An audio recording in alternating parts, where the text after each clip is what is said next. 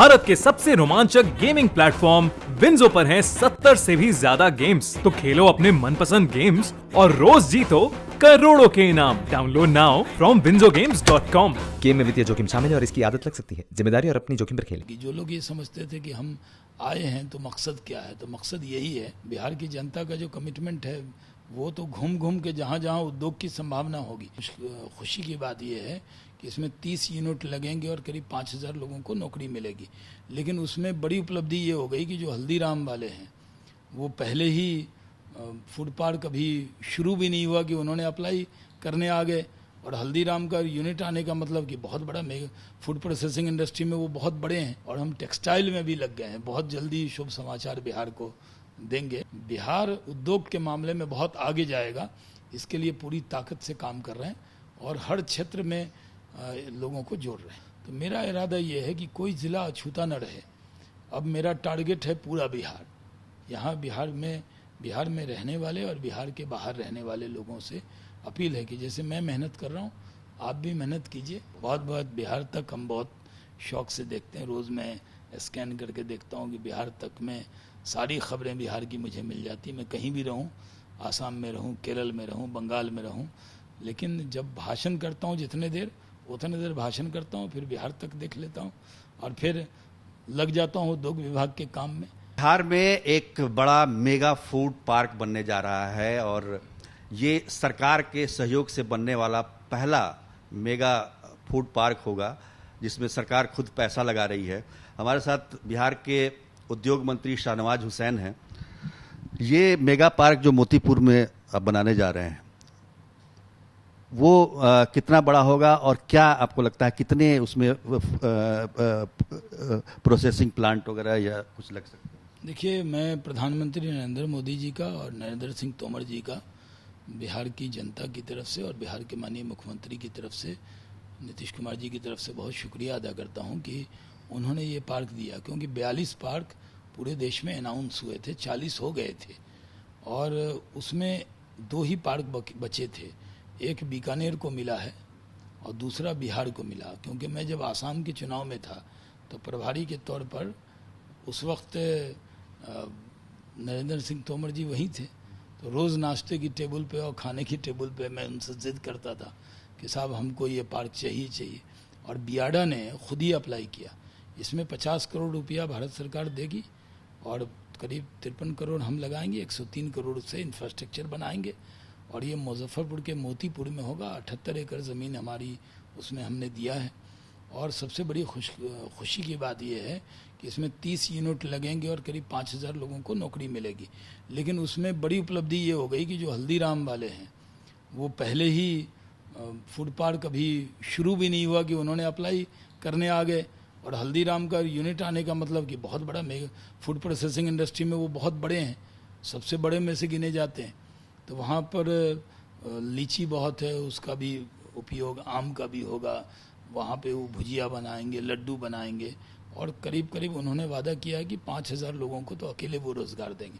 तो उस इलाके में रोज़गार की बहुत बड़ी संभावना बढ़ जाएगी। जो लोग ये समझते थे कि हम आए हैं तो मकसद क्या है, तो मकसद यही है कि हमें प्रधानमंत्री जी का और मुख्यमंत्री नीतीश कुमार जी का पूरा आशीर्वाद है, पूरी छूट है कि एकदम इंडस्ट्री को बढ़िया से लगवाइए।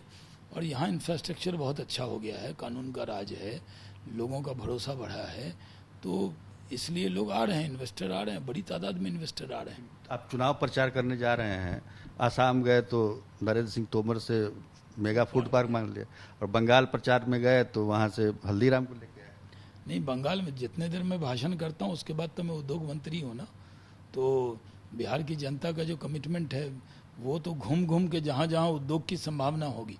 जैसे देखिए, मैं इथेनॉल में आपके सामने है कि इथेनॉल में हमने इथेनॉल पॉलिसी बनाने वाला बिहार पहला राज्य बना और बड़ी तादाद में इथेनॉल के इन्वेस्टर आ गए और वो काम प्रोसेस हो रहा है। उसके बाद हम फूड प्रोसेसिंग वाले काम पे लग गए और हम टेक्सटाइल में भी लग गए हैं। बहुत जल्दी शुभ समाचार बिहार को देंगे। मेगा फूड पार्क का समाचार जिस तरह नरेंद्र सिंह तोमर जी हमने ज्वाइंट प्रेस कॉन्फ्रेंस करके ये घोषणा की, माननीय मुख्यमंत्री जी को बताया, उन्होंने भी शाबाशी दी और कहा कि बहुत अच्छा काम है, पूरी ताकत से लग के करिए। तो वो भी कर रहा हूँ।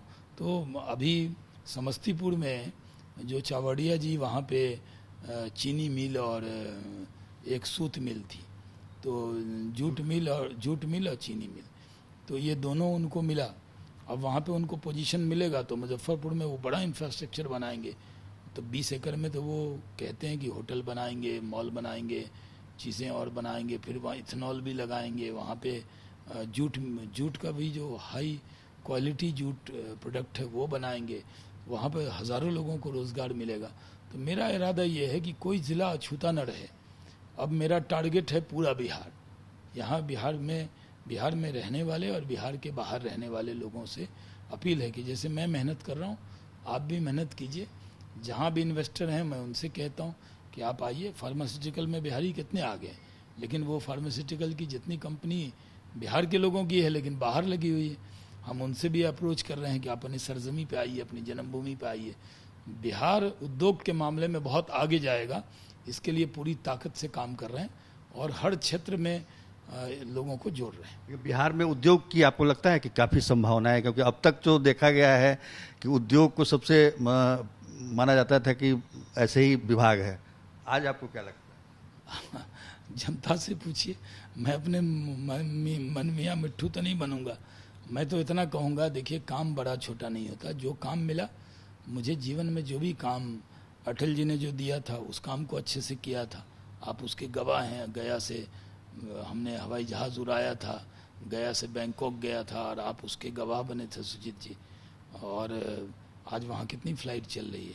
अब नीतीश कुमार जी ने मुझे उद्योग का काम दिया है, तो उसमें भी अटल जी की उम्मीद पे जैसे खड़ा उतरा, वैसे बिहार की जनता और नीतीश कुमार जी की उम्मीद पर और पार्टी की उम्मीद पर खड़ा उतरूंगा। इथेनॉल में कितने 30 से ज़्यादा प्रस्ताव हमारे पास हैं अभी। अगर हम उसको 150-200 जोड़ लें तो करीब 6,000 करोड़ के प्रस्ताव। अब तक हम कितना कह सकते हैं कि कितना का इन्वेस्टमेंट हो चुका है या हो रहा है? बोलना नहीं, वो देखिए हमारे आरजेडी के एमएलसी हैं सुनील बाबू, वो बोले थे कि अगर 1,000 करोड़ का कोई इन्वेस्टर आ जाए तो हम आपके घर में सील बट्टा ला के मसाला पीसेंगे। हम उनसे, वो बड़े भाई हैं, उनसे मसाला तो नहीं पिसवाऊंगा, लेकिन बढ़िया सील बट्टा उनको गिफ्ट जरूर करूंगा। इरादा है, चुनौती है, काम आसान नहीं है। उद्योग लगाना जो एक ज़माना था जब बिहार में की बदनामी हो गई थी कि कोई उद्योगपति यहाँ आना नहीं चाहता था, वो नीतीश कुमार जी ने उसको दूर कर दिया। आज बड़ी तादाद में उद्योगपति आ रहे हैं। नीतीश जी एक बहुत सुशासन बाबू हैं, वो अच्छा काम कर रहे हैं, लोगों को विश्वास बढ़ा है। और वो दौड़ में लौटाना चाह रहा हूँ बिहार को, जो श्री बाबू का दौर था। तब उद्योग की वजह से बिहार जाना जाता था।